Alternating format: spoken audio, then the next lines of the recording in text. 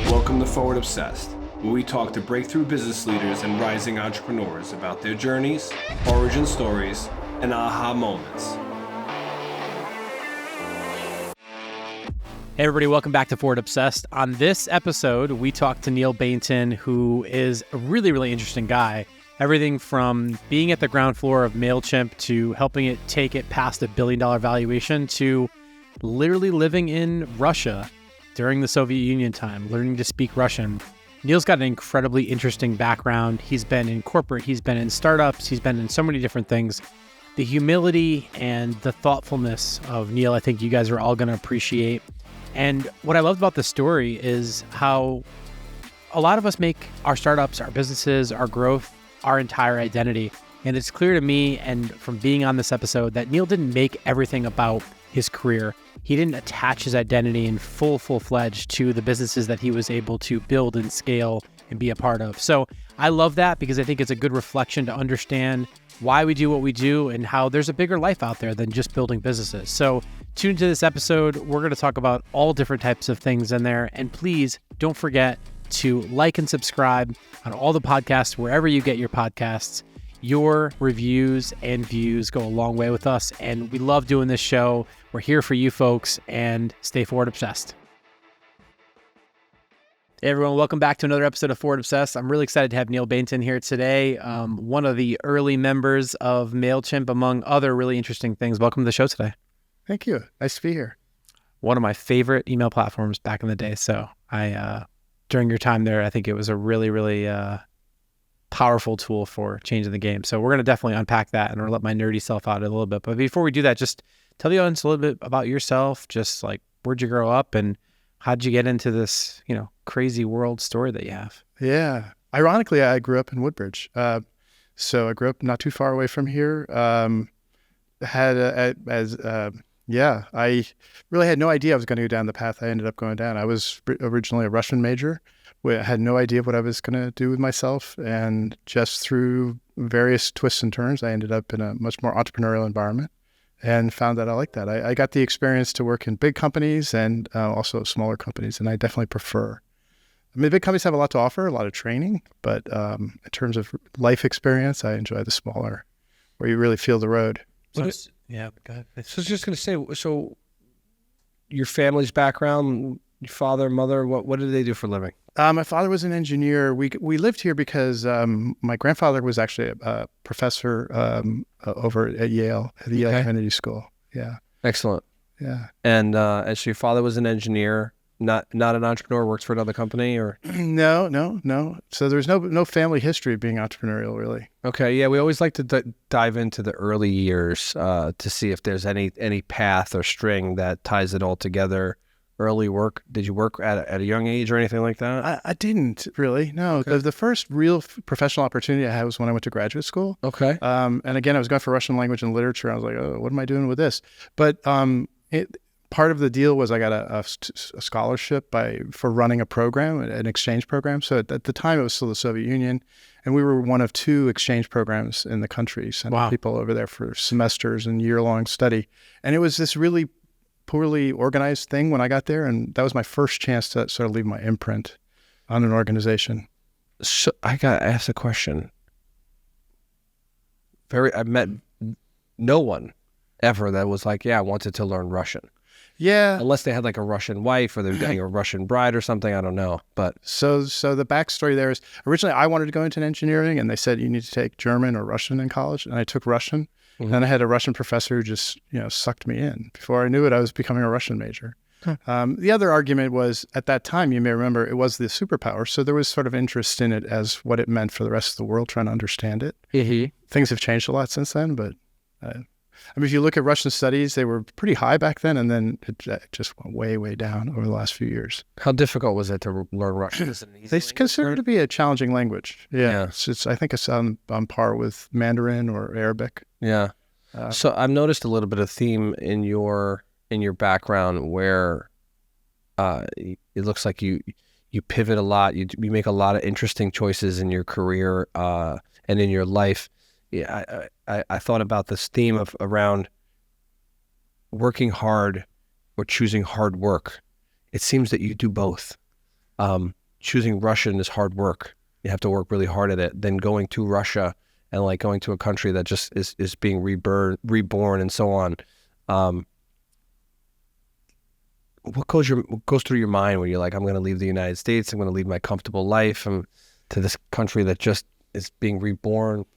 So I don't know how my parents felt about it all, but I actually didn't give it a lot of thought. Okay. Yeah, I was like, hey, it's a really cool place. There are a lot of things going on. You weren't worried about all the like lure around like the Cold War and security and safety and those kinds of things? Not so much. I mean, we were actually sort of built into that. So as part of our education program the exchange program, we would actually run an orientation. I personally ran an orientation where I would prepare students to go over there, and we would read them the Riot Act. You can't do this, you can't do that. So we were sort of built into the whole, how do you prepare yourself to be in the Soviet Union? I would say the part that I didn't like was in the late 90s, or actually through a good part of the 90s, where it actually became dangerous to do business in Russia. That part I didn't enjoy. Yeah, what is it? Because I just think like Enrique 99, like the guys that like tell you like, you're going to pay us all this money every day. Like what was that like? Some of that there, yeah. Yeah. What? There were sort of various phases. I could sort of go through how it evolved. In the beginning days, it was just sort of crazy, wide open, do whatever you want. And there really wasn't as much of the sort of aggressive grabs for power just yet. And that came a little bit later on. But by the end, what I realized, because I was working with a Russian partner and we were talking about doing local manufacturing, and I was like, we'll sweat blood for 3 years. We'll get this thing working. And then some guy's going to come up and say, how much do you love your kids? And a lot. So I just realized, because there's really no rule of law there to protect you. Right. And so the oligarchs came from, right? They just took what they wanted. The oligarchs, so there was this program called privatization, which was an attempt to put state assets into private hands with the theory that was going to free things up and get things going. And to some extent it did work, but the process was not great. You went to like friends and family and the people that had the most power, right? It created the oligarchs. Yeah. The first wave of oligarchs came through that. Yeah. Yeah. It's so fascinating because you hear these things or you meet these people that work for these companies and they're like, oh yeah, they're under this oligarch and this oligarch, and I never really understood it completely. I just thought they were just gangsters. Yeah, they were. Yeah. But if you have enough money, you no longer are a gangster, right? Yeah. Yeah. I mean, it had a big impact. You may not have followed it, but in London, it had tremendous impact, all these oligarchs, because they wanted to buy the best assets in London. And so London has been heavily affected by Russian money, as has the United States, New York. Yeah, but the United States government takes that away. They have got these huge yachts I read about all the time. It's during the time of war, but until then, they were doing what they wanted. So it's just recently? Oh, yeah, it's only now. Wow. Yeah, and Florida, Miami, big influence as well. So before we turned the cameras on, we were talking about one of your loves and passions for nature photography and landscape photography. And when I think about just that conversation before we were jumping on here, I think about the stark contrast, in like ecological is like you have saltwater and freshwater, you've got brackish, right? You've got communism and capitalism, you've got this like tension. So what was that like? Because obviously you studied at Wharton, I believe, right? And yeah. What was that like, being born into the capitalism space and then, going out, and I'd imagine at the time it wasn't as easy as just like hopping on, Twitter or sending emails out to all these companies to figure out which one was going to take you and give you a job. Right. So walk us through that process, like, because the time period, I think for the audience is like, we're talking about the 80s. We're not talking about like modern day, which is where the world is connected via social media and whatnot, the way it was, the way it is today. What's that like, taking the sort of capitalism mindset to the communism mindset and like all the things in the Soviet Union, which is no longer around? I'm just really curious as like a fan to say, how do you go about working there, getting a job there, and how do those tensions between communism and capitalism come to life at that time? That's a really big question there. Political systems. So you have the notion of communism, but I'd say more powerful than communism was Russian culture itself and sort of how Russians view the world. And I'd say one of the things as you begin to travel, you sense, Anglo-Saxon tends to be very individual focused, whereas more Asian or Eastern cultures tend to be more group focused. And Russia is definitely that case. So group responsibility, depending on groups. So it's almost a built-in clan mentality because life had been so difficult in Russia and Soviet Union. If you look through World War II and the impact of that and what Stalin did to the country, everybody needs to depend on their family and close relatives, and that becomes your support system. And in the United States, we're all about the individual and the individual rights and individual doing what he wants. So I think that's the biggest difference, I would say, between the two countries. In terms of the economic systems, what was fascinating is when we got there, it was still the Soviet Union, but the Soviet Union was basically bankrupt. I actually indirectly broke the story that the Soviet Union wasn't paying their debts. I just had a good friend who was working at the Wall Street Journal, and I said, hey, they're not paying their debts. And he said, wow, that's big news. So we sort of the market at that time. It had a big impact, actually. But, so being there, what was exciting was you could do things like that. I was on national TV several times, and there's no reason I should be on national TV. It's just that I spoke Russian and I was representing a Western company. And so that gave me that kind of access. But you weren't terrified? Like, I just think of Russia as like, they're just going to hang you upside down and beat the shit out of you. So back now, maybe. Like now, again, there's no rule of law. And you've got Putin acting as a dictator. Back then, there were rules. Oh, okay. There really were. There was and as being a foreigner there, you're treated in a special way, both good and bad, but there was no great fear. Got it. Okay. Does that make sense? Yeah, so it's changed. So it's different. It was different. Oh my God, it's changed. Yeah, I just think that it's always I wouldn't the go same. back there personally right now. Yeah, no, not now. No Even way. before the war. Really? Yeah. Yeah. And back to that Makes question. sense, by the way, on the family. You think about all the Russian families we know. Yes. They marry Russian. They hang out Russian. Yeah. It's very tribal. Yeah. Yeah. Incredible. Yeah, totally. 100%. No. Yeah. They- All the Eastern European countries too. Like I know people from the Ukraine that are like that, and I guess they're all part of Russia at some point. Right? Yeah, it has a lot to do with survival too. The challenges that their ancestors went through. Yeah, what I find to be provocative about this, obviously this show is very much about entrepreneurship, and I know we're going to get there, but I'm personally fascinated by this, is if you look at the root word entrepreneur, French, obviously, and you look at that, in many ways, an entrepreneur is very much about themselves in a lot of ways, just like psychologically speaking, from a construct perspective. So take us through the process of how do you go and get your first big job? So I was doing the MBA, and I was in this program called the Lauder Institute, which is also got a cultural component. So you're supposed to get your language to a certain level and study the country. So the idea of try to create international business people with an international perspective. And between the first and the second year, you were supposed to do an internship. So I literally had some sort of directory. I don't know. It was a print directory where I found all the major U.S. companies that had a presence in Russia. And I wrote to them and said, I'm going to do this internship. Would you be interested? So you're just like writing and sending letters. Yeah. I mean, it actually worked. What kind of letters was it? It's the mid 80s. So this would have been 88 that I did the internship. Typing on a I typewriter? typed it. Yeah, I think so.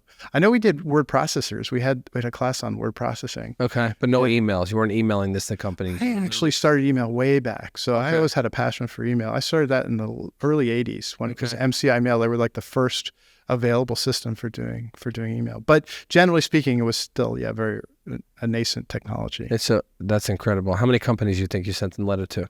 I should know. 50 probably. I mean, it was a lot. It was definitely Hard work. Yeah. You sort of say the same thing, but But can you hit a button and say that and type the same thing twice and then no. Type I didn't it have over to, and over and over. There's no copy. Hard work. Yeah. There's no broadcast if that's what you mean. Yeah. Copy paste. It's not like yesterday I wrote ChatGPT. I wrote a letter for 5 different people, and I wanted to make it different, so I wrote it on ChatGPT. I said, "This is what I want." They wrote it. I said, I edited it. I uploaded it. I said, "This is what I want." I said, "Now make it 15% different 5 different times, and make it different lengths." Now I know why David's emails have been getting so much better, because usually David's emails are like a sentence. And now I'm getting these like very eloquent emails. Thank you, ChatGPT. Sam Altman. It took me a total of like 3.5 minutes to do all that work, which would have took me hours to do. Yeah. Trying to make it different, trying to edit it. In 3.5 minutes, I was done with my tasks. I emailed it out. I said, "Here's your letters of support. I rewrote them for you, and thank you very much. They're all different, so they don't have any 25% different lengths." It's brilliant. Absolutely amazing. Versus what you did, which was like you banged away at the keys for 50 letters. I did. How many get back to you? I think there were just 2. I had an interview. One was So you have to fly back over there for an interview. There's no. This was the interview. So the one interview was with Pfizer in New York, and then with DuPont. They're out of Geneva, and it was just he wrote a letter back and said, "Sure." So you just got on a plane and flew out there, and Well, for the summer I went to Geneva. so you didn't have to go back to interview and then get accepted. You Didn't get interviewed at all. I just showed up. Oh, wonderful. Did your friends and family think you were a little on the crazy side? For good or bad, my family, no, I don't know. Nobody ever said, why are you doing this? I love the fact, I mean, there's people that zig and there's people that zag. You strike me as someone that's just Russian to do this. But I guess to your point, other people were learning Russian at the time and writing letters to 50 companies in their spare time to try and get an internship. And it's a fascinating story. There were lots of twists and turns, certainly. That worked out really well because I did the internship. They liked me, and then they hired me when I graduated. Yeah. So we moved, my wife and I, because she was also studying Russian. So we moved January 10th, 1990 to Russia.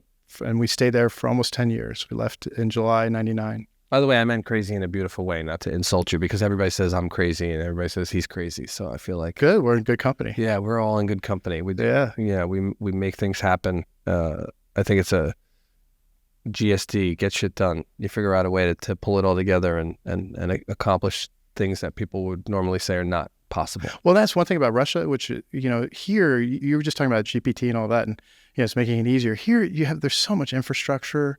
There's so many things that make life easier. They're just getting simple things done has so much impact because most people couldn't get simple things done. Mm-hmm. So it was just focusing on sort of base level things, getting them done, getting them started, getting things rolling. And you could have, because there's nothing else out there, there was no competition really. So it could have big impact. So you might not know this about us, but we're very much marketeers. We sort of cut our teeth as marketers early on, still very much identify with being marketeers. And when I think about institutions on this planet that produce pound for pound some of the best marketers on the planet, Wharton. So what is it about the Wharton experience for you that you feel really sets you up for a very successful career in marketing, among other things, which we'll get into? But I just want to understand from your perspective. And I asked that question specifically because we've had folks sitting in the same chair that you're sitting in that, were college dropouts. Some of them were Ivy League graduates. Some of them are teaching at Ivy Leagues. So I want to understand your perspective. Didn't go to college at all. Yeah, some didn't go to college at all. So take us through, in your opinion, why do you think Wharton is so damn good at producing pound for pound amazing MBAs? Yeah, that's a tough one. I don't know if I can answer that one. I can tell you why it was important to me. Yes. Because I was in a PhD program for Russian language and literature, so nobody was really going to take me particularly seriously from a business perspective. And what had changed was when I first started, you really had just two things you could have done with Russian. You could have ended up being a teacher, or you could work for the CIA. Those were your two options, and neither one was particularly appealing to me. But with Gorbachev coming into power and the glasnost and perestroika, I was like, hey, I could go there for business. For me, going to Wharton was critical because, first off, I learned a ton, just basic concepts, that I hadn't really been exposed to before, but also learned a whole language, how you talk about business, how you talk about finance, how you talk about marketing. And so it gave me a construct I didn't have before for understanding things, which intuitively I think I probably sort of had, but I just, by having the formal education, I felt much more comfortable talking about them. Do you ever look back? I look back at my life and I'm happy where I am today, but I do look back and say, if I could have, should have done these things. Is there anything in your past that you wish that you pressed the gas on that maybe it took a different direction? I don't think quite that way. I would say that in almost every enterprise I've been involved in, I tend to have a vision of what I'd like to see happen. And it's rare that it truly happens because reality sets in, either in terms of the external world or the people you're working with and not necessarily sharing the exact same direction. Mm-hmm. So lots of those types of things. But yeah, I don't look back and say, gosh, I wish I had done this. Okay. Curious. I always say, I wish I went to follow my passion to be a comedian. And now it's too late. I can't be funny anymore.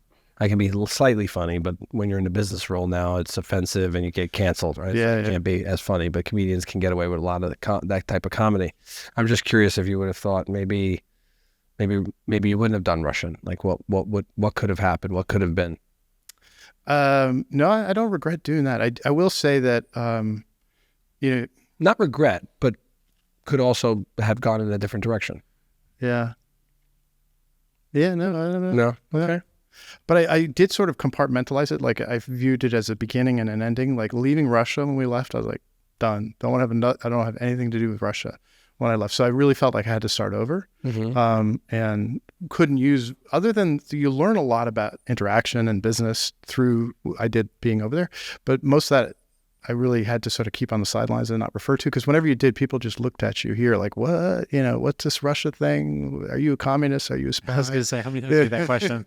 Yeah. Like that American show. Yeah. So, you just sort of like write off a whole part of your life to a great extent. Have you kept up on your Russian? Like, can you still read Reddit? I can still do pretty well, yeah. It's become a very complex language now because they're so disliked, with the Ukrainian war. So, yes, and I'm actually have been helping in New York. I volunteer with refugees who are coming from Ukraine and Russia, and they're trying to learn English. So helping out there. That's awesome. I appreciate you doing that. So DuPont, obviously, that was really like your first big corporate. Yeah. At that point. Yeah. And not every corporate exists the same. I think a lot of times corporations get a bad name because they're just typecasted into a particular thing. What were some of the biggest learnings that you picked up? I mean, obviously, you've done some amazing things at DuPont, but I think for you, what are the biggest things you learned there and the things that you're the most proud of in the time you spent there before going over to Pepsi? Yeah. Well, even though we don't want to stereotype companies, I will say a chemical company is a chemical company. I learned what that meant. Very capital intensive, generally risk averse, going for high market concentration is sort of their way to get margin. I would say that sort of defined DuPont. It was a great company. I think it's gone through a total transformation since then. I don't know if you followed it, whatever. But it was a very safety-oriented culture. I don't know if you know the history, but it was because it originally was making gunpowder. That's where it first got started. Yeah. And so they had a lot of problems with people getting blown up making gunpowder. And so it became sort of inculcated in the culture to have great safety. So I learned that. And then while I was there was a wide range of products. And the one I gravitated to and that also liked having me was Lycra, which was a very consumer-oriented product. So I really enjoyed that. That was sort of different than the rest of DuPont's products.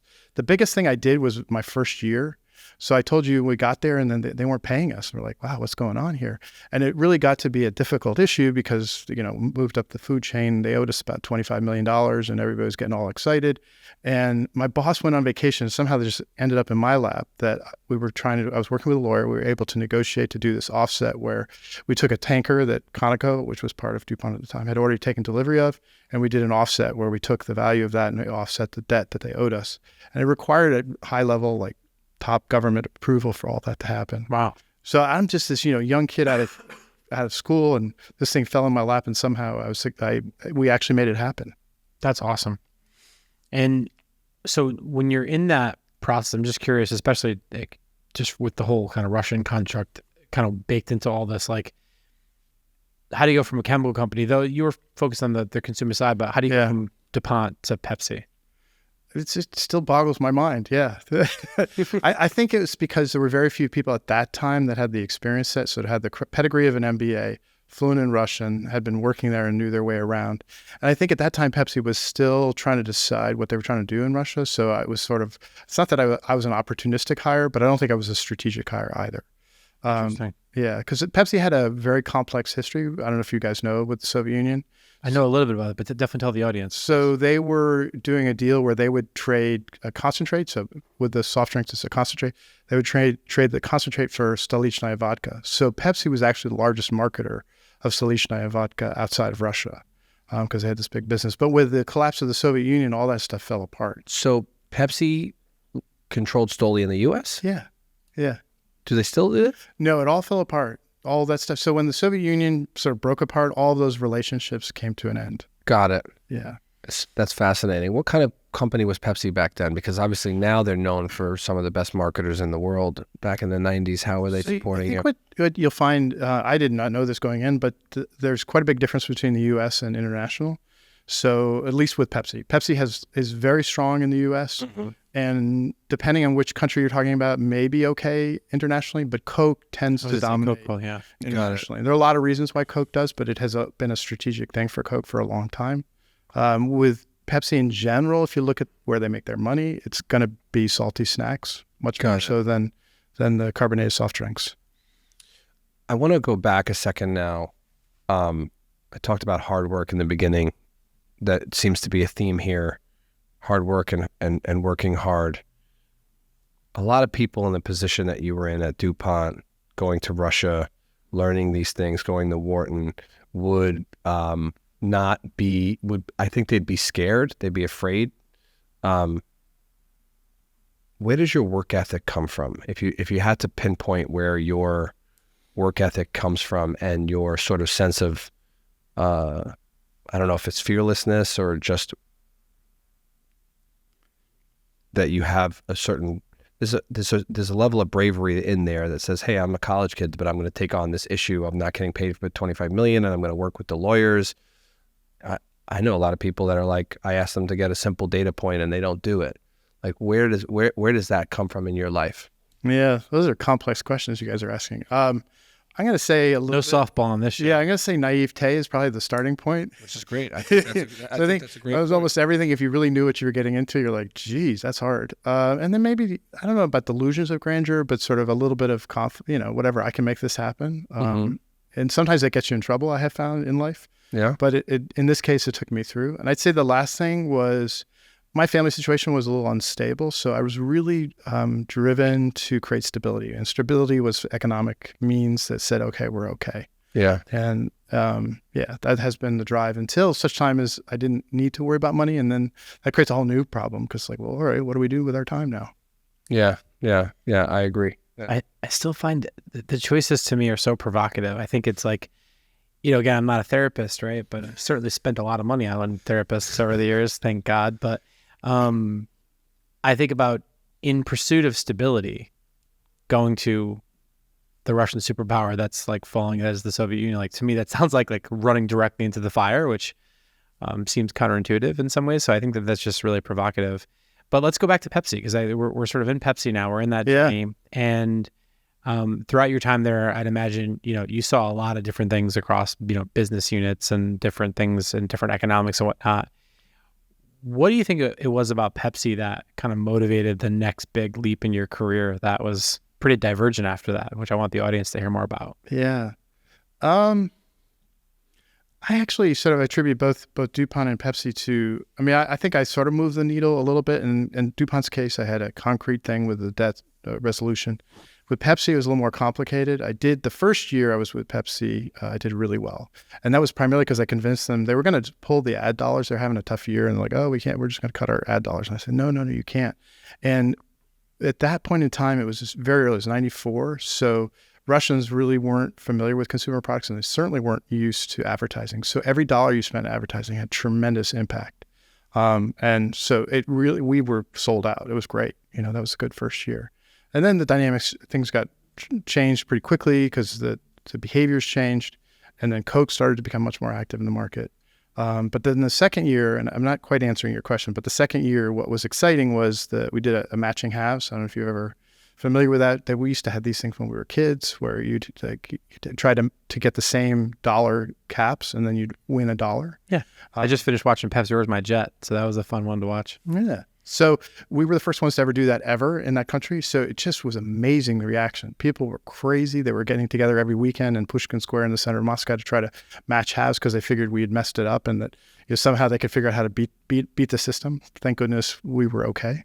Yeah. So, but what set me up, Today's world, the Russians would be printing caps and they'd figure out a way to catch you. Yeah. Yes. And if you know anything about the history of Pepsi in the Philippines, they actually had a real problem with that. I don't know if you know that was in the Pepsi Where's My Jet documentary. Did you watch that? I haven't watched the documentary, but yes. You lived it, so you don't need to watch it. For those that don't know, Pepsi Where's My Jet was basically Pepsi had a really awesome ad campaign where they basically had a Harrier jet fly in, and they had modeled the whole loyalty program after the Marlboro loyalty programs that were successful. They didn't put the fine print on the bottom of the screen that said this is, an advertisement, whatever. So someone's like, if I get enough of these points and I get enough of these things, I get the Pepsi Harrier jet, or Pepsi's gonna give me a Harrier jet. So there's this whole big thing that happened. But in the Netflix docuseries or whatever, they covered the sort of strife with Pepsi and the whole program and that sort of thing. So Yeah, that's right. That's the only reason I know about it. But I don't know if I can answer your question. I guess what I can reflect on is some people, like have many friends who get into one industry And they stay there. and they've stayed there. And as you can see, that was not my path. I've jumped quite a bit, and I really enjoy that. It's like learning a language. You learn a new business. I think it takes at least 6 months for you to be proficient if it's a complex business. That process I find really gratifying. I love that.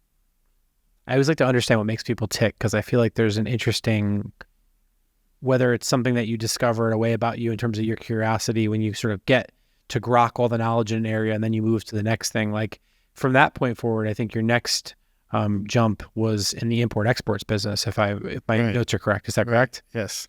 Well, that actually came from DuPont, because when I was at DuPont and I was dealing with Lycra, I realized that the Russian manufacturers, the knitting mills and whatnot, they just didn't have the sophistication. Even if they could make a good product, which was marginal, they had no idea how to market it. And so for a product like Lycra, not being able to market your product well means you're never going to get the return to justify the expense. So I was like, the real opportunity, because the demand was there, the real opportunity was imports. And so with a Russian partner, I was like, hey, what if we just start importing? And originally we did fabrics, which would be used for swimwear. And there you still had the issue, which is that people had to turn the fabric into bathing suits or whatever, which was problematic. So then we just went to hosiery, and that was the perfect match because it was ready-made. You could immediately put it onto the shelves, and the demand far exceeded supply for the first couple of years. And then what happened? Well, so it was sort of this moment where we were just like, everybody was struggling to get as much product into the market as possible. And then all of a sudden one day, and I don't remember what caused it. I think it was literally just sort of supply and demand finally changed, and the shelves got full of the product. And at that point, people began to realize there were competitors. Up until that time, nobody even knew there were competitors doing the same thing. And in Russia, they don't really compete on service and price. They compete much more on fear. And that's when we got out of the business. So what is it? Well, give me an example of what fear looks like in the business place like that. It depends on what you're doing and how sort of aggressive your competitors are. But the first wave is basically they call it the tax inspectors and say, these guys aren't paying their taxes.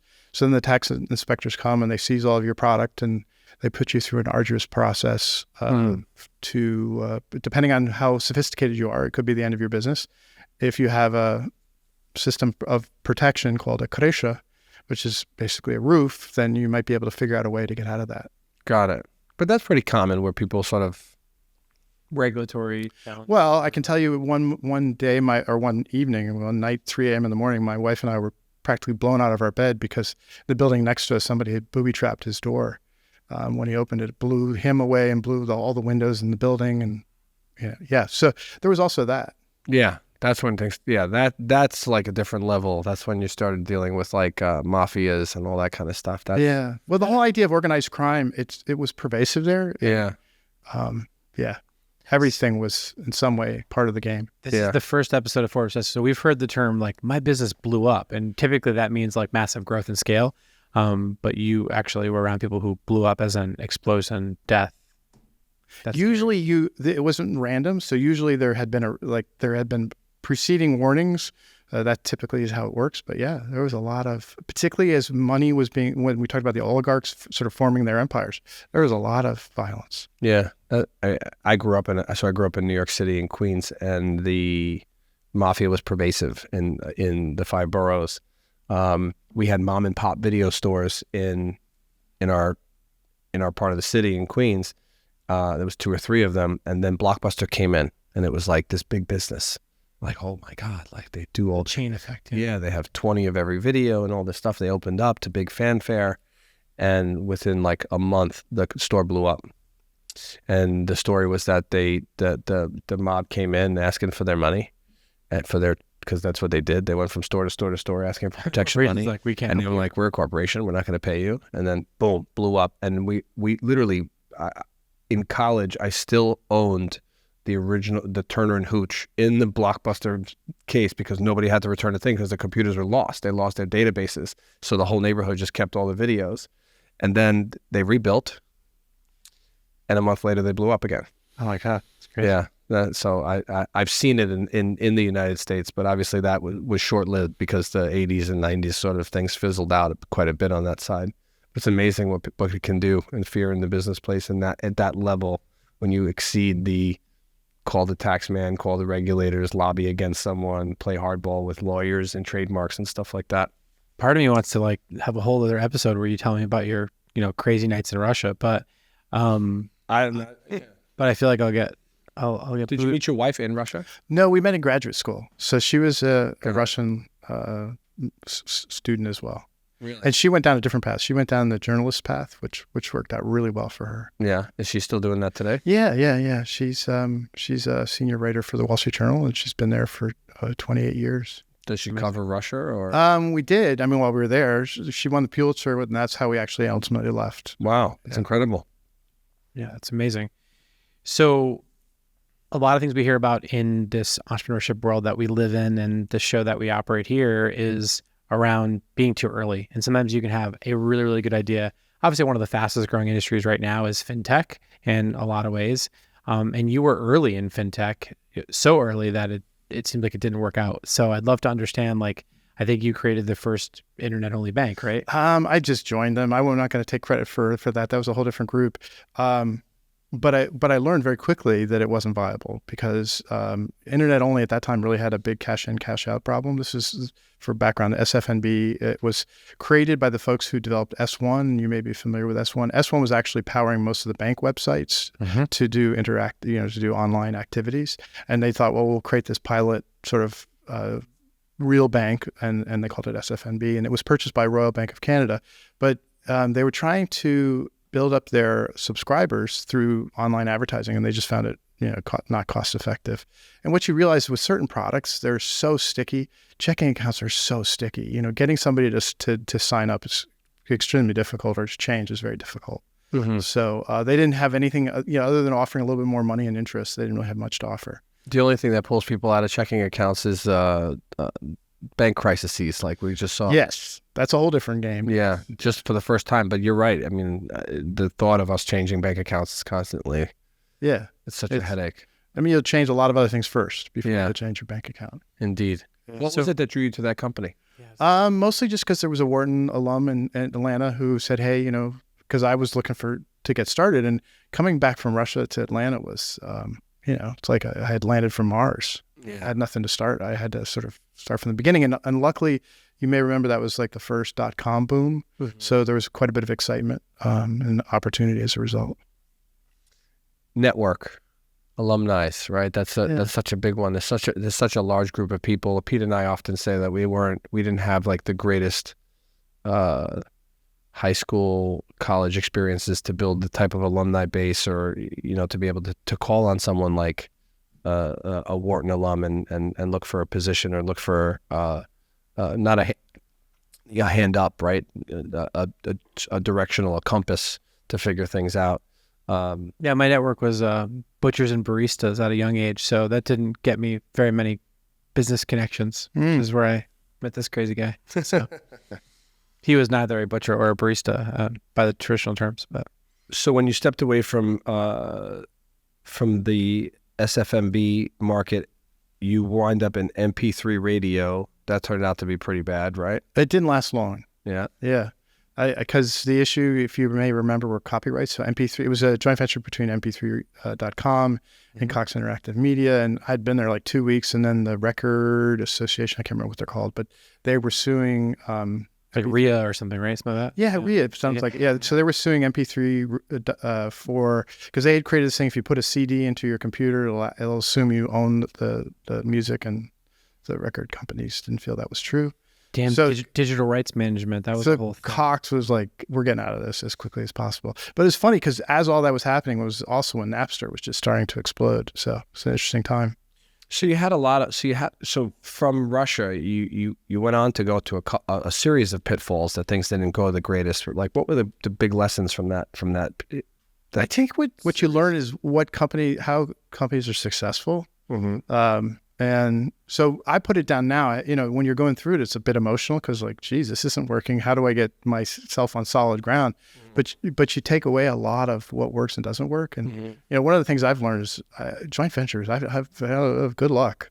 That's just really hard to make a joint venture work well. What is it about joint ventures that you think is so difficult? I think everything has to do with ownership. And when I say ownership, leadership. So having a clear person or group that can make decisions about an organization means everything. And in a joint venture, usually it's not clear. Even though they say it is, it's usually not clear. And so what ends up happening is a lot of things fall into the middle where nobody really knows what they want to do and can't make the tough decisions. How would you fix that if you had to? I would never do a joint venture. Ever? Not like really. You don't think there's a path forward? I don't think so. I think partnerships can work. I've done all sorts of partnerships and I love them. But joint ventures where it's like 50-50, meh. Got it. Just walk away. For me. Yeah. I don't know. Because the argument's always, we're bringing these different skill sets. It's going to be wonderful. But it comes back again to decision making. Yeah, what I've heard specifically is referred to as joint ventures are almost like business purgatory, and they almost always end up in that space. And then with a lack of clear structured governance, it ultimately gets into a situation that if it doesn't go really well, it goes really poorly. That's at least some of the research that I've seen talking to folks. So would you say that's been your experience? Yeah. Yes, definitely. Interesting. Could you date longer though? Like, could you get to know each other longer? Could you bring in coaches earlier? Could you? But it's when the institutions that have created the joint venture actually give it the path to success, and often they don't. Yeah. Pretty much, because they're trying to hedge their bets by doing a joint venture. They're not actually getting into whatever this enterprise is.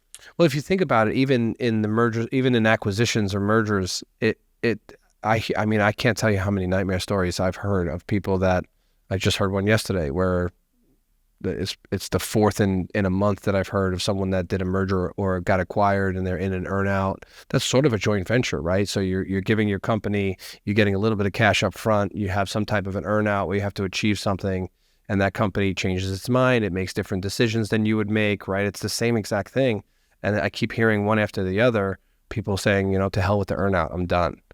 I don't know how many are successful. I'm so curious to find out. I think some data we should look into.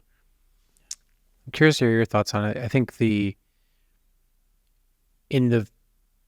type of joint venture that I'm hearing you describe, and just from our research on you and your background, it looks like these were two very specific, set in stone, growing organizations that are then essentially to cross-pollinate.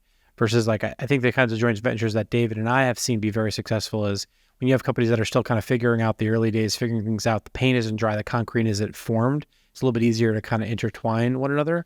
But I think when you see two large organizations that are set in their ways and trying to do something, and now for whatever shared mutual alignment they're trying to come together, it almost feels like an oil and water situation. So I'm wondering if the size or the life stage of the organizations that you worked with might have biased the joint venture component working negatively versus maybe some of the businesses that we've seen that were sort of early in formation, not set in stone, performed better based on some of those early principles. But I'd love to hear your thoughts on that.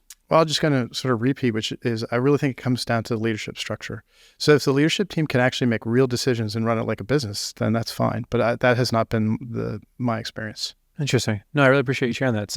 This is my favorite thing about the show is the thing we learned just seeing there's a million ways to do anything, and sometimes a million ways work and sometimes a million ways don't, right? Yeah. So you said that in the beginning, that the biggest issue in your career has been that you've had a vision or a vision for where you wanted things to go. Yeah. And it just didn't work out that way.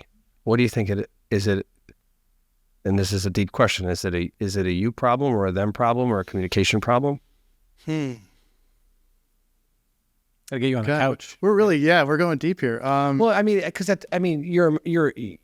I think at a certain point we start to know who we are. Yeah, no, that's definitely true. It's both a gift and a curse. I sort of have this hypervigilance, ability to see things that maybe, and it's not like I can see apparitions, but I have a ability to see a lot of things that others don't see in terms of strategy, businesses, and how things moving, tectonic plates. I can sort of feel all that stuff. Yeah. And so I think it's because I have that, I sort of go with it and it takes me a certain direction. I don't think everybody shares that. So if you had to say sort of basically, yeah, probably it's a communication issue. I'm not good at communicating with people. Mm-hmm. But I think we all come with our own sort of biases and, 100%. Where we want to go with life. I think ego is probably a huge piece. Where people's egos take them has a huge impact on direction. Mm-hmm. The sense I'm getting from just talking with you, and I'm loving this conversation, is just corporations seem like it's a little bit of a formulaic approach to possibilities versus some of the more entrepreneurial ventures and roles, that you've been involved in the later stages in your career seem to both bring you more joy and fulfillment, but also some more breakthrough success in terms of like category defining types of stuff, which I know we're going to get into in a minute. Would you say that maybe that's just a function of you operate more in entrepreneurial driven organizations than, structured corporate? Is that maybe an interesting insight? Yeah, I use a slightly different comparison, which is I really enjoy the creation process. And that's really hard to do in corporations, generally. Mm-hmm. And I think in corporations, you could call it either operations management or widget counting, depending on whether you want to be positive or negative about it. But I think that a lot of corporations engage in widget counting. Give us that. So I got to go there. Operations management versus widget counting. It's essentially... Those are two. So for me, creation is not operations management. So creation is taking nothing and creating some value out of that. And that process is like, you don't want to see how your meal is made in the kitchen. That process is pretty dirty or difficult. Experimentation. Yeah, exactly. Failure, innovation, iteration, all this kind of stuff. And then you get to a certain point, the corporation gets to a certain size, typically risk aversion starts to kick in different ways. You get managers who are not necessarily managing from a global perspective, they're managing for their own careers, and the decisions they make are based on what they see for their career, not necessarily for the company. And that tends to be, larger corporations tend to function that way. Yeah, it's revenue versus growth, revenue expansion. They're just looking for they're counting, counting pennies, and growth is all about expansion and experimentation, right? Creating a whole new line of business. Yeah. That's really hard for corporations to do. 0 to 1. So that's why they buy companies, because they've lost within their company. Those people who could do it have left. Why do you think that? So I'm going to take you back to DuPont for a second, right? DuPont versus 3M, right? 3M is, arguably does a lot of the same stuff that DuPont does, right? A little different, but there's overlay. But yeah. I'm saying the process of invention, commercialization, maintainability, and scale. Well, I'm going to take you back a little bit further, which is if you look at DuPont in the 20s, they were wildly entrepreneurial, and they were giving all this money towards, because they were moving from gunpowder and military into chemistry, because all of a sudden there was this, discovery of chemistry, and their scientists created nylon, which revolutionized the world. And so at that time, they were amazing. They were a powerhouse. And I think that's very consistent. You get these people, these companies that are very, very entrepreneurial, take over, create whole, big sectors, and then gradually they become more risk averse and more risk averse. I love that comparison. And the question I would ask you is, in your opinion, in the many trials and tribulations that you've had in business and life, what do you believe is the way to hold on to that innovation, to hold on to that progress, but also get the sense of strong operations management? Obviously, you've been in some really important chief operator type roles. How do you do both? Is it possible? I keep having this discussion, because I've watched Google from afar. I was like, how do they do it? They're just getting so big. How do they maintain the vitality and the creativity? And now we're beginning to see, it was because they just had so much money coming in through advertising. They could sort of cover up the fact that they're much more risk averse than they used to be. So I don't know of a company that can do it. I think you occasionally get founders who revitalize companies. So if you take Microsoft and Bill Gates, when he decided he actually did need to do the internet, he completely redirected the company to take on that challenge. But it's pretty rare. So Microsoft. So these different periods of rise, fall, innovate, not innovate. From your perspective, how do you go about doing both? You were starting to get into Microsoft. So I think it comes, I don't know how you always do it, because it really ultimately depends on people, but I think that there are certain metrics you can use that will tell you whether you have a healthy organization or unhealthy organization. And one of them is ability or willingness to take risk and to accept failure. So many organizations that I've been in that are unhealthy have very low tolerance for failure. So if you're, from a career perspective, if you take a risk and you fail, that could be really career damaging, which it shouldn't be if you did it for the right reasons and you learn from it and it helps move the company forward. But most companies don't work that way, from my experience. How do you as a leader, or how do other leaders that are doing it now, cultivate that psychological safety, as I think some people refer to it, but how do you cultivate an environment that rewards experimentation and embracing learnings and failure versus one that is on the other side of it. Like, for example, if I was to drop you, and I know you do some advisory work still now to this day, if I was to drop you into an organization that by your characteristics would be determined as unhealthy from that perspective, where would you go about starting? Like, maybe give us like a high level on the playbook on how folks and entrepreneurs can go about turning the ship around when they've gotten to that point where it is where it is. So fixing things is much harder. Better not to let it get into trouble. Because by the time it's bad, there's so many problems that have started to happen in terms of the culture. And the other thing that happens is if you let it go too long, the really good people leave. So then you're left with the people who aren't necessarily able to take you where you need to go. And that's what I've seen in many corporations, which is by the time they've gotten to this point, all the people who could change the company realized they could do other things with their lives and they've moved on. But, I'm going to go with a truism, but I think it comes back to basic human emotion and most importantly, trust. If you have a strong level of trust within the core team, you can do anything. But if there's not that trust, if you question other people's motivations or you feel they're doing it for different reasons, then it gets very hard. That's great advice. So take us through MailChimp. Clearly in so many ways, was it Fred the monkey? Yeah. Yeah. Fred the Frederick monkey. von Schimpenheimer III. Yeah. So what the hell was MailChimp? How did you discover them or them discover you? And take us through that ride, because it sounds like it was the ride of a lifetime. It was very exciting. And, my talk about trust, that was a case where we actually had a great deal of trust amongst the core folks who really created it. It was really just 4 people who created what we know of as MailChimp today. But yeah, I had known those guys back at the MP3 thing. We were all working there together, and they decided that they were going to create a web agency. And I said, I actually have to get a real job. So I went off to work at WorldSpan, and they continued to do that. They actually provide a lot of services to me at WorldSpan. So I was the first customer. They developed a prototype for MailChimp for me when I was working at WorldSpan, and I had been advising them all along. And finally, it got to the point where they were like, hey, we've got enough money. We can actually bring on a 4th person. So I was the 4th person in the room. There was a developer. There was Ben, who's sort of the marketing CEO. And then there was customer service, 1 person when I joined. Was it MailChimp at that name at the time? Yeah. Where'd the name come from? Well, it was Ben's idea. And he just said, it's so easy. A chimp could do it. In some ways, maybe not the best choice of names, but, it is memorable and it was fun. And it gave a lot of opportunity from a marketing perspective to do fun stuff. People fell in love, me being one of those people, with the early branding and the monkey. And it was just, he was so cute, he was so fun, likable. Still to this day, and when I teach brand strategy, I refer to Voice and Tone, which is the site that you guys created and was a game changer. When it comes to content strategy, user experience, I mean, you were the darling of the industry, in the early days. I want to understand and unpack that, because you were on the operational side of that business, right? So again, it was 4 of us. And so we talked about all these things. But if I were to give credit for voice, it's really Ben. And then Aaron to some extent. Aaron was the developer. So are you familiar with the dictator, developer, designer building? Michael Lopp's this theory of that's how you develop software.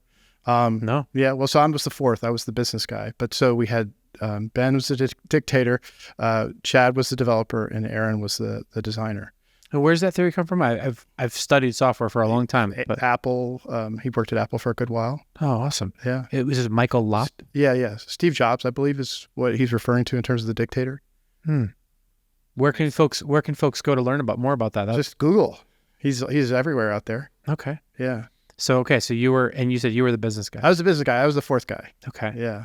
And in the early days, again, you're basically a service company at that point, right? In the early days? Well, by the time I joined, they had moved off of doing agency work, and we were just doing MailChimp. So that was our sole focus. When I got there, I was like, my God, there was this company called, you probably know, Constant Contact. Yeah. And they're like, they're 50 times our size at least. And they just went public. So they have all this money and they're doing TV advertising. I'm like, how can we compete with that? And so that became my mission, was like, from that point onward, I was trying to figure out how can we compete with Constant Contact. So that gave me a lot of focus. Talk to me about the design of the MailChimp business. And I mean that both form and function, because for me as a early entrepreneur, every chance I got, I was moving people off of Constant Contact, and we had lots of Constant Contact customers, and I was moving them onto MailChimp because there was something just so gratuitous about your brand, your experience, your vibe, and it just screamed entrepreneur. And I want to just understand from your perspective, there's a lot of things that were uncharacteristic early on about MailChimp, and I would love to hear from your words. One, the brand was uncharacteristic. Two, where you folks were operating a startup, it had that Silicon Valley vibe. You were not in Silicon Valley. So help us understand, where was MailChimp? How are you investing as a team so early into design, customer experience? These are words that we take for granted today, but back then... Or UI. I mean, the UI was light years ahead of Constant Contact. I hated even logging into Constant Contact back then. Yeah. I mean, you guys were just pioneers in every sense of the way. Just to give you to frame a reference, Pete and I started together Digital Surgeons. I should say it was like the rebirth, because Pete had been running it in 2006, 2007. So we came in right as MailChimp was sort of starting to rise, and we were right all over it. And I think he brought me to it because of UI, because he's a UI junkie and it had a great UI to it. So yeah. And the brand, the UI, I mean, everything was just amazing about it. But I want to understand, like, you got 4 people. Right. These dictator, designer, developer, business. Yeah. The fourth leg in the bus, but you need four wheels in a lot of cases to make these vehicles run, right? Clearly, you weren't just a widget counter. I want to understand, how is design at the center of this, and how the hell did it happen outside of Silicon Valley? Like, unpack that for us, because I'm so freaking curious. Yeah. Gosh, there's a lot there to talk about. But I'm going to first give credit to Ben. So he studied to be a designer, a graphic designer, I believe. But he was very design focused. It was always his passion, continued to be his passion. And then Aaron was really gifted at that, Aaron Walters. And so the two of them really, I'm going to give them total credit for the things that you valued, the user experience. I was much more about the engineering and the product feature set. So we were just trying to out-innovate our competitors with new features constantly and give them away. We were like, hey, we're privately held. We don't have to prove to anybody. So we would, whenever we got a new feature, we're like, oh, let's just give it away. And at first we're like, we didn't feel like it was getting momentum, that people were recognizing all the things that we're doing. And then all of a sudden this sort of wave hit. I was like, oh my God, but it took 2 to 3 years for that wave to hit. And then that wave just kept going and going and going. Because one of the things you realize with the internet is this whole different paradigm, which is like, 4 guys sitting in Atlanta can actually serve the entire world without building a factory, right? It's completely different. And it's also more of a winners take all kind of world. Was it difficult waiting for that? What's that? Was it difficult waiting for that moment? It was difficult waiting for the recognition. Yeah. I was like, we're kicking ass. We really were. It was amazing. And we were having a great time doing it. So we would watch our competitors and sort of figure out what they were doing and like, what can we do? So like Constant Contact would have their quarterly calls. I'd be on each call. And by the time, she would finish and Gail would say, we're going to do this in 6 months. And I would go to Chad and say, hey, can we do this? And, next day, 2 days later, we'd roll it out. We were just like, it was crazy. And we were very untraditional. So like AWS, you may remember, they introduced email.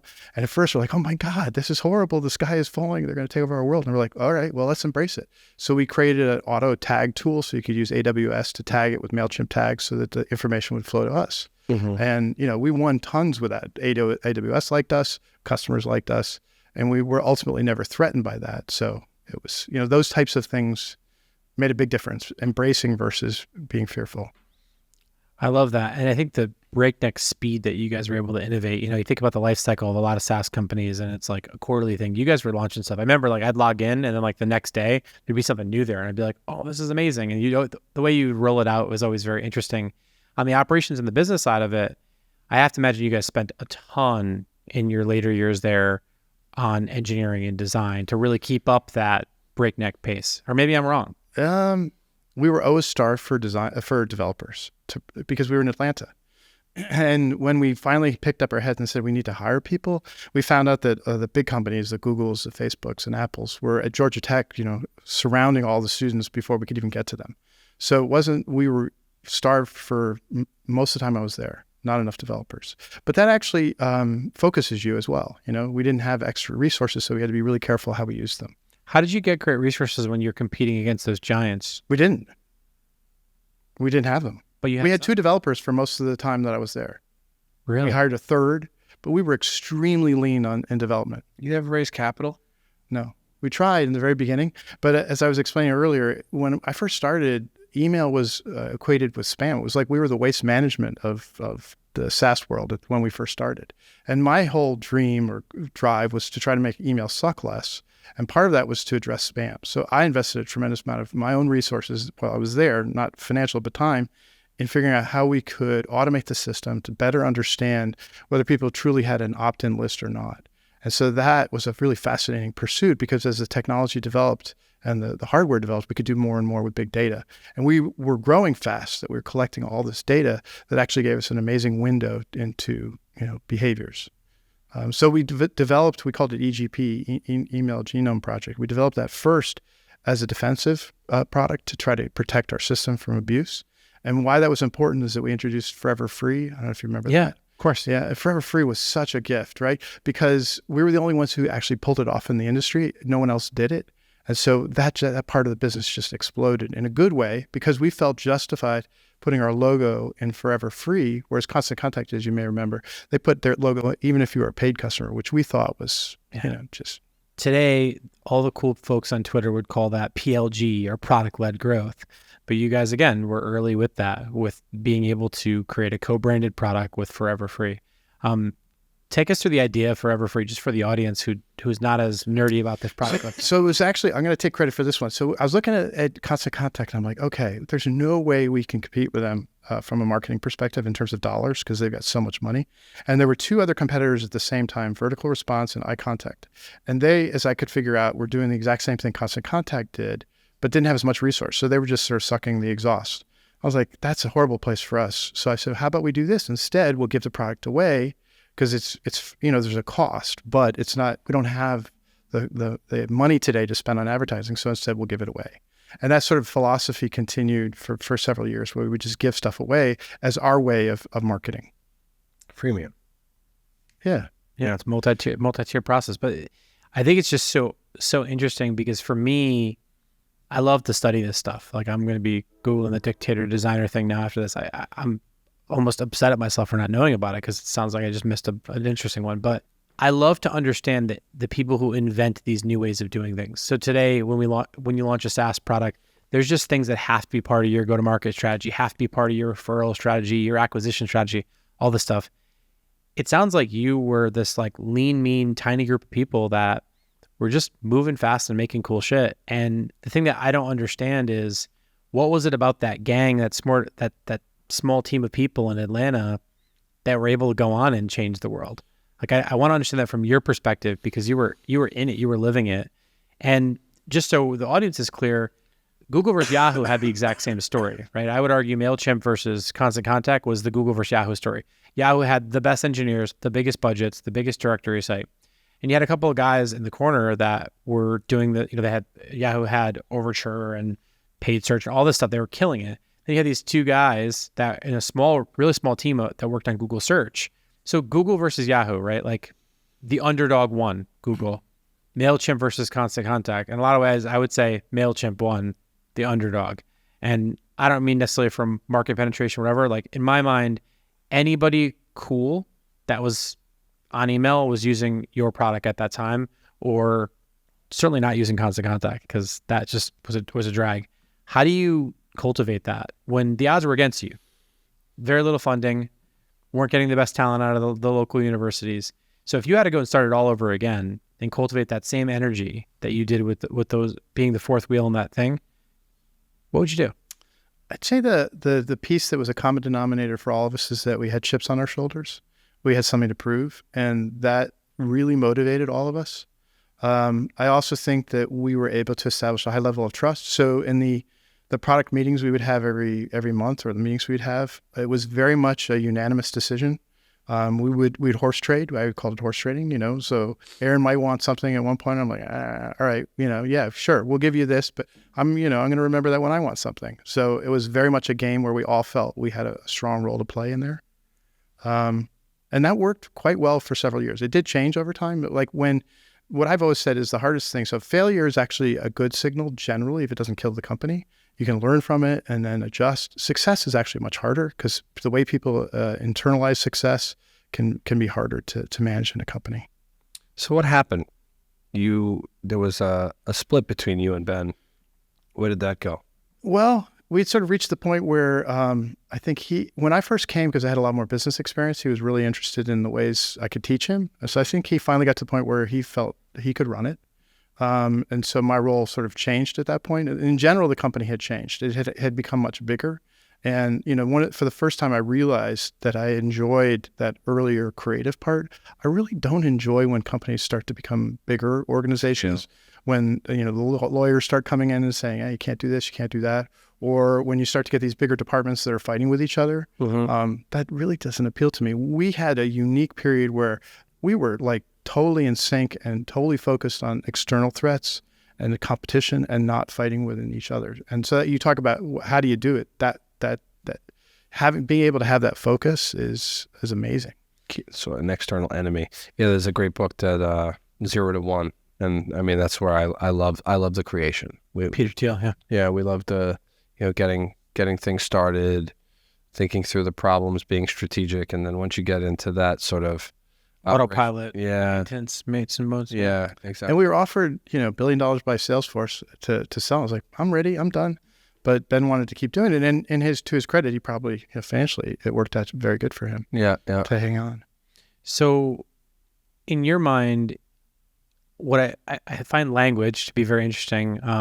As someone who's written a lot of software in my early years, co-creator and COO was the title that we've got you here for, and during our research. And my question is, what's the difference between a co-creator and a co-founder? Well, so I wasn't there eating ramen noodles. For me, that's a co-founder. Okay. But, so they did eat ramen noodles in the beginning. They were really struggling financially. So I didn't have that. Well, there was a small salary when I first got there. And then, it grew quite quickly once we got started. So basically timing and struggle factor is something that... Well, I don't, you say I've got this, or you've alluded to the fact that I'm open to risk. I guess there's a certain point I have a hard time, like starting from 0 to 0, like real zero, that's I find challenging. I see, and I believe that the role of the COO is one that is largely misunderstood or not understood at all. But I see that as a critical linchpin in organizations that reach inflection points that some would determine would be financially successful or breakthrough. What do you believe is the job of a COO, and how does it differ from the job of a CEO in organizations that are on a high growth scale like MailChimp was when you were there? Yeah, I'd say titles are interesting, but maybe misleading as well. I mean, we all needed titles, and that was a nice one. But I would say there's tremendous overlap in all the things that we did, particularly during the early days. So Ben and I would talk every day at length about whatever we were doing. And depending on what it was, we had just sort of worked out our spheres of influence. Like, so if it was design oriented, then he would go off and work with Aaron to do it. If it were product related, I'd go off and work with Chad to do it. So we just sort of broke up the company into spheres and managed them. But there was plenty of overlap. So I would talk to Aaron sometimes, or he would talk to Chad, and that wasn't a problem. I know I didn't really answer your question because I think it depends so much on the type of organization. And I think with a smaller organization like we had, being flexible is really the most important thing. Sort of seeing if there's a problem, dealing with it, Did you ever go through an exercise? I mean, I have to imagine with the Wharton background you might have, but I don't want to speculate. Did you go through the exercise where you defined your roles and that sort of thing? It's funny. There's been a few people that sat in the same seat as you for previous episodes that talked about the importance of alignment around role and not necessarily getting stuck on the title thing. Did you guys ever do anything formal with role definition or role clarity that you think helped with the partnership as you were in those years? No. Just kind of just worked. Yeah. I mean, so we would, a different thing we spent a lot of time talking about were people and issues that people were having and how to help them set them up for success and challenges we were facing. So we spent a lot of time on that and trying to position people the right way when we saw problems occurring. But we didn't really spend a lot of time formally sitting in a room talking about, well, this is this role and how's this going to work? And we didn't spend a lot of time on that. Yeah. And sorry, just a quick follow-up. This might sound curt in me asking it, so you can tell me to fuck off and I wouldn't be offended. But what's it like? So you left MailChimp in 2014. Mm-hmm. What's it like seeing the big news headline event that happened just a few years ago? I think it was Intuit, right? That what's that like seeing that happen, putting as much hard work and hustle and a big part of your life into the growth, but not necessarily being there when that kind of moment happens? I'm just curious. I'm okay. Say why. Say more. So I think some people like to have a lot of fame and fortune. This is the first interview I've done for years, maybe 15 years, 20 years. Wow, I've kept very, very, to myself. So I haven't been looking for that type of fame and fortune. Yeah. That's not my style. So I'm very proud of what I accomplished. Most of the people I hired were there when it was purchased by Intuit. I'm very proud of what they've achieved. And I don't necessarily, we talked about visions. I had a different vision for where I hoped the company would go to, but I'm happy for Ben, and they did really well. That's awesome. I was more interested. I had a similar question. It's funny that you went there. And sorry, I like to reflect on like life and like where you came from. You talked about you didn't have a lot of stability in your life. Like you were driven by you had a lot of instability. So you were looking for, and that was financial. And then all of a sudden you worked at a lot of places. I'm sure you had great salaries. And then all of a sudden you're in this company that just got offered $1 billion. Like, what did that feel like? Like at that moment? Felt like a great time to say, like, we're done. Like, yeah. Mission accomplished. Did you take a buyout at that point, or how I did did. You walk? Yeah. Yeah. So, and then It was fine. I mean, nothing like what I would have had if I had stayed too into it, but we're not worried. We're enough to worry. Yeah, So. I got that from you, and that to me is to your point. You said instability to stability, wondering where you're going to get salaries from, and having to take jobs versus like, what do I do with my life now? So it's clear, right? But so that there's just that interesting point where it's like, hey, you're fourth man, and then you build a $1 billion company and didn't raise capital. It's like, I mean, there's not a lot of company. Most of the people are like, oh, I raised $5 million, I raised $25 million, I did this, I IPO'd in order to get the cash out. And here you were just scrappy as hell, fighting the good fight against really behemoths. And then you made it, and it's just an incredible story. And we're honored that you'd make us your first interview, by the way. So thank you for that. Yeah, I find your humility to be inspiring, because there's this weird thing, and it's changing now a lot, luckily, in the modern days, but there's this weird thing, at least when I was coming up as an entrepreneur and trying to figure out my ass from my elbow, and some would say I'm still trying to do that unsuccessfully, but if you look at the sort of founding teams and these sort of maverick marketeers or entrepreneurs or business builders, there's a bit of that ego, there's a bit of that chip on the shoulder that really permeates through and kind of creates this, like, what I would argue is like sort of toxic Silicon Valley kind of energy. And I see you sort of nodding to that. So I find the humility to be really inspiring. And the question I would ask you that I think a lot of people on the show would get value from is, how do you maintain that humility throughout a tumultuous career? And I say that not in terms of your career, but everyone's career is tumultuous. There's ups, there's downs, there's lefts, there's rights, there's things that happen in life and work and all these things. How do you maintain that center, that humility? What are some of your go-to techniques to do that? Because you strike me as someone who's just super grounded.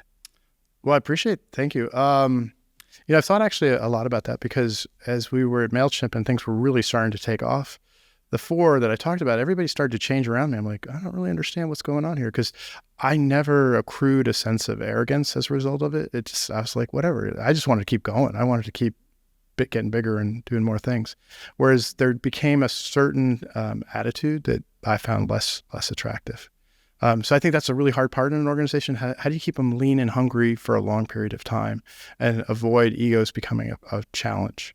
How do I do it? I think it's the way I was brought up. I don't think it's a learning. It's just, how it came out either of the oven or how I was raised by my parents. But I want to learn more about that oven. Yeah. So what are you doing now? I see you're advising a few companies. You've been advising companies. I was doing a bunch of photography, and I was really into it. And then I was like, I don't know. I was getting bored, so I've sort of decided to get back in the game a little bit. Okay. But this came up during our earlier conversation. I don't have the hunger to dedicate my life 100% to anything. Mm-hmm. I really enjoy the flexibility I have. I can travel when I want. I can do what I want. I don't want to give that up, but I'm very happy to work with really smart people and give them, hey, I did this and here's what happened. Maybe you might want to think about that. I find that very gratifying when you find the right people. So the advisor role. Yeah. And then I got involved with this angel investment fund. I was really impressed because a lot of the stuff I've seen is more like Hollywood, like these startups, like, yeah, you'll take lots of money, but what's the real idea here, other than you're beautiful? And that doesn't appeal to me. Whereas this group has found companies where I'm like, wow, that's impressive. Yeah. What they've developed and what they're trying to accomplish. Many of them are in medical, which I don't know as much about, but I still find it really, really fascinating. So for me, getting involved in that's been fun. Yeah, I've been to a few of the meetings over the years, just checking it out. I always drop in to see if I can help in some capacity. Recently came across, it was Nutter. Did you see that one? The pitch, NUTR. Yeah. It was like a machine to make almond milk or something like that. Yeah, and it's fascinating because now I see it's blowing up. It's like it's all over the place. I see ads for it all the time. And I was like, wow, I saw that 2.5 years ago at AIF in Fairfield. Yeah. So yeah, no, that's really good. It's also good for the community, and it's good for Connecticut in general because of all the deals that they get to see and build wealth and hopefully build some entrepreneurship. Any particular company you're advising that you want to talk about or plug here on the show? Well, my personal favorite is the Bevo guys up in Richmond, Vermont. Okay. They've developed it's a patented bottle, which seems really basic, right? But it actually has some special attributes which make it very attractive. One is made out of metal, so you don't need to keep using plastic. Cleans really nicely, and it fits perfectly in your bike holder. And they've actually been getting some great traction amongst the cycling world. So that's awesome. We will definitely include that in the show notes. And where do folks go? It sounds like, while you might not be one for the limelight, I have to imagine with such a talented life partner, reading and writing might be something that you might be interested in. I'm just guessing. So is there a place that people can go to, follow your thinking? Do you have a blog or something that people can tune into? Afraid I don't. Okay. Is it LinkedIn, email, or anything like that? Yeah, I'm on LinkedIn. Sure. Okay, so we can find Neil Bainton on LinkedIn. Yeah. Well, this has been fascinating. Thank you. Hopefully most of you will not hear me coughing throughout the show because we've got a great editor and team. Thank you for dealing with all my coughing from my pollen fits. And we'll wrap from here. Sounds great. Thank you so much. Thanks, guys. Thank you for listening to Forward Obsessed. Please share this episode, subscribe, and leave a review on your podcast app. This episode was hosted by Pete Senna and David Salinas from the Digital Surgeons Podcast Studio in New Haven, Connecticut. Special thanks to our AV crew, Steve Walter and Meg Olson. Forward Obsessed is produced by Robert Roach. If you'd like to contact our team, visit us at forwardobsessed.com.